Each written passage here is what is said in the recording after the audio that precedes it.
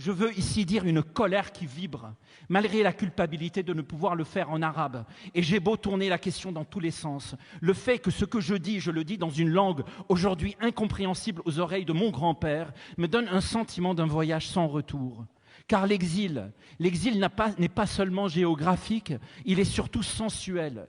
Il est dans la gorge lorsque l'on ne sent plus la douceur du ha, la puissance du ra, le vertige du Rhin et l'enfance du Rhin. Comment dire alors la colère dans une langue qui ne soit pas maternelle? Et quant à Montréal, Paris ou Berlin, Abidjan ou Sao Paulo, des gens pleins de curiosité me demandent avec attention mon nom et de quel pays je viens. Je réponds alors que je suis une ordure et que je viens du pays des ordures, pays fatigué par les mots, épuisé à force de joie, forcé de sourires figés, un pays sans plus de peau, que la mer ne console plus, ni le soleil, ni le bleu du ciel, un pays sans plus de bras ni de jambes, grand cœur empoisonné, dont les battements font entendre une colère qui ne connaît plus d'alphabet.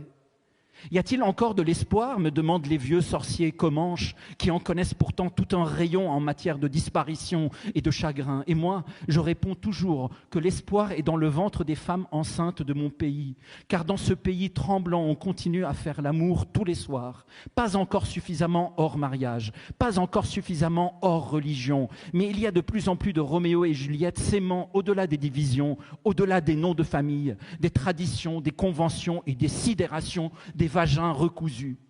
Et dans cette désobéissance-là,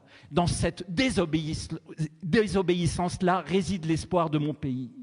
Et parce que je crois dur comme fer qu'il y a quelque chose d'absolument indestructible en chacun de nous, ce soir, je n'ai pas envie de poésie, je n'ai pas envie de raviver l'espoir, je n'ai pas envie de nous raconter des histoires, je n'ai pas envie de m'émouvoir, je n'ai pas envie de dire Liban, ni Fayrouz, ni jeunesse, je n'ai pas envie ce soir de pleurer les morts, ni les blessés, ni les disparus, ni ma mère, ni mon père, enterrés tous deux sous la neige canadienne, eux qui sont nés dans les pinèdes du Chouf.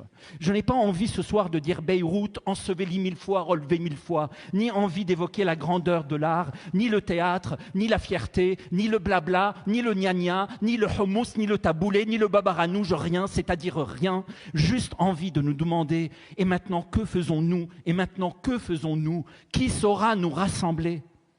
Qui saura arrimer nos forces?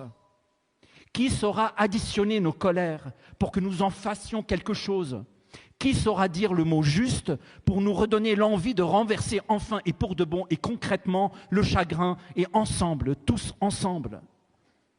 Dans son livre des Métamorphoses, Ovide raconte comment, au milieu de Troie saccagée et détruite, les Grecs avaient fait avancer la reine Hécube pour qu'elle puisse contempler le saccage de sa cité.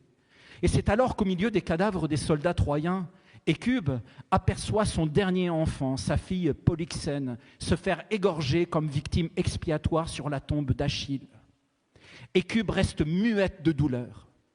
Elle lève d'abord la tête vers le ciel, et puis, se tournant vers ses ennemis, elle ouvre sa bouche toute grande pour parler, mais d'où sortent, en dépit de ses efforts, que des aboiements.